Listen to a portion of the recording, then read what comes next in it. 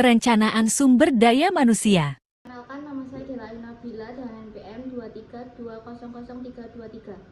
Perkenalkan, nama saya Eftiana Asmin Nugrahani, NPM 23200332. Saya Alia Sofadila Zahra dengan nomor NPM 23200336.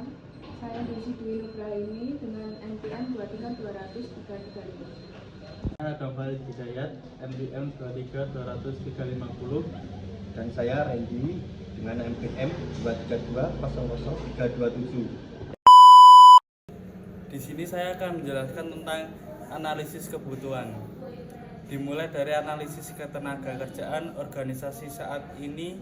Analisis dimulai dari dua hal, yaitu analisis mengenai ketersediaan tenaga kerja internal dan ketersediaan tenaga kerja eksternal.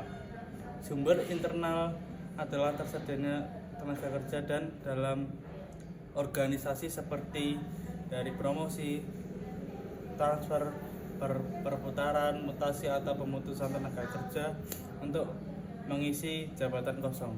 Sementara sumber eksternal organisasi adalah merekrut tenaga kerja baru dari luar. Kegiatan ini untuk memenuhi jumlah pegawai yang dibutuhkan organisasi. Selanjutnya akan disampaikan oleh teman saya.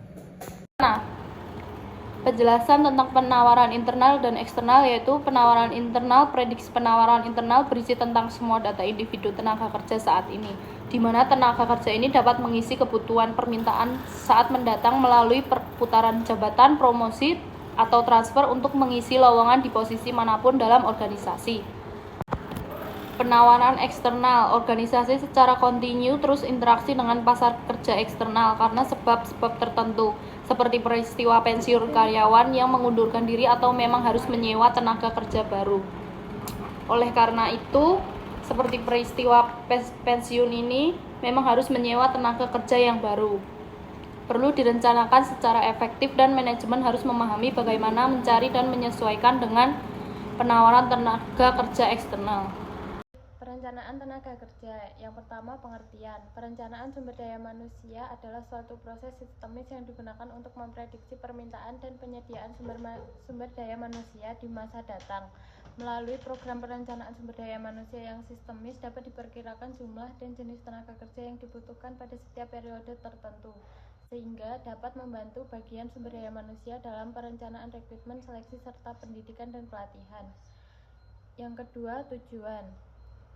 1. Memenuhi tenaga kerja, membantu perusahaan memastikan bahwa mereka memiliki jumlah tenaga kerja yang cukup menjalankan operasional. 2. Menempatkan tenaga kerja secara tepat. Perencanaan yang baik, perusahaan dapat menempatkan karyawan di posisi yang sesuai dengan keahlian dan kompetensi. 3. Mengembangkan keterampilan karyawan. Perencanaan sumber daya manusia juga mengidentifikasi kebutuhan pelatihan dan pengembangan untuk karyawan. Selanjutnya, yang ketiga, perencanaan. Manfaat perencanaan akan memberikan efek positif bagi kepentingan organisasi. Fokus pada perencanaan saja akan merugikan organisasi karena mengabaikan fungsi-fungsi yang lain. Dengan demikian, manajemen perlu menyeimbangkan antara fungsi perencanaan sumber daya manusia dengan fungsi yang lain agar sasaran organisasi tercapai secara keseluruhan. Rekrutmen dan seleksi dalam SDM. Rekrutmen pada dasarnya merupakan proses menentukan dan menarik pelamar yang mampu untuk bekerja dalam suatu perusahaan. Dimulai ketika para pelamar dicari dan berakhir ketika lamaran-lamaran mereka diserahkan atau dikumpulkan, yang hasilnya berupa sekumpulan pelamar calon karyawan baru untuk diseleksi atau dipilih. Rekrutmen dapat didefinisikan sebagai suatu keputusan tentang di mana dan bagaimana caranya mencari calon-calon tenaga kerja dengan tujuan untuk mendapatkan sebanyak mungkin calon-calon tenaga kerja yang sesuai kualifikasi yang dibutuhkan oleh perusahaan atau organisasi.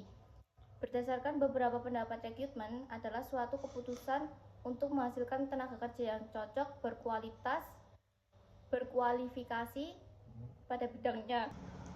Seleksi. Setiap perusahaan harus selalu berusaha memperoleh dan menetapkan karyawan yang qualified pada setiap jabatan dan pekerjaan supaya pelaksanaan pekerjaan lebih berdaya guna dan berhasil guna. Proses seleksi pegawai merupakan salah satu bagian yang teramat penting dalam keseluruhan proses SDM. Seleksi bukanlah kegiatan yang berdiri sendiri, melainkan merupakan kelanjutan dari proses penarikan rekrutmen dan juga menyatakan seleksi adalah suatu proses dengan mana calon karyawan dibagi ke dalam kedua bagian, yaitu yang akan diterima dan ditolak seleksi. Merupakan salah satu cara untuk memperoleh karyawan atau SDM yang berkualitas. Hal-hal yang harus diperhatikan agar rekrutmen berhasil dengan tepat. Yang pertama, para pencari tenaga kerja atau tenaga rekrutmen perlu mengaitkan identifikasi lowongan dengan informasi tentang analisis pekerjaan.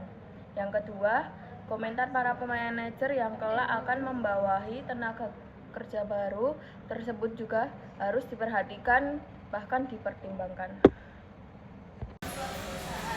Pengembangan sumber daya manusia mempunyai perspektif jangka panjang, upaya promosi dan mutasi untuk menantang karyawan dengan meningkatkan tugas, wewenang, dan tanggung jawab akan merupakan sarana mengembangkan karyawan untuk senantiasa meningkatkan kualitas dan modal individual dirinya.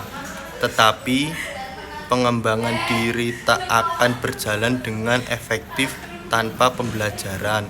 Pengembangan karyawan yang berkelanjutan dalam arti mampu beradaptasi dengan perubahan lingkungan eksternal dan internal, maka adalah mutlak untuk selalu memelihara pembelajaran secara berterusan yang selanjutnya akan merubah seseorang lebih baik. Oleh karena itu, pembelajaran akan menghasilkan potensi yang lebih jauh dari sekedar perubahan individual, tetapi menjangkau. Pembelajaran mempromosikan pengembangan. Contoh kasus perencanaan sumber daya manusia, PT Unilever Indonesia. Sebagai salah satu perusahaan multinasional terkemuka, memiliki strategi perencanaan pengembangan karir yang matang. Mereka fokus pada pengembangan karir individu karyawan untuk memastikan bahwa setiap karyawan memiliki jalur karir yang jelas dan sesuai dengan bakat serta minat mereka. Perusahaan ini juga melakukan evaluasi kinerja secara berkala untuk memastikan bahwa perencanaan karir yang dilakukan memberikan dampak positif bagi karyawan dan perusahaan. Kasus dan keterkaitannya dengan perencanaan SDM. Penurunan kinerja perusahaan perlu melakukan analisis kebutuhan pelatihan, pengembangan karir, dan mungkin juga perubahan struktur organisasi. 2. Turnover tinggi. Perusahaan perlu mengevaluasi kebijakan kompensasi, budaya kerja, dan peluang pengembangan karir. 3. Ekspansi bisnis. Perusahaan perlu merencanakan perekrutan karyawan baru dengan keahlian yang sesuai serta pengembangan program orientasi. Yang terakhir yaitu perubahan teknologi. Perusahaan perlu mengidentifikasi kebutuhan pelatihan untuk meningkatkan kompetensi karyawan dalam melakukan teknologi baru.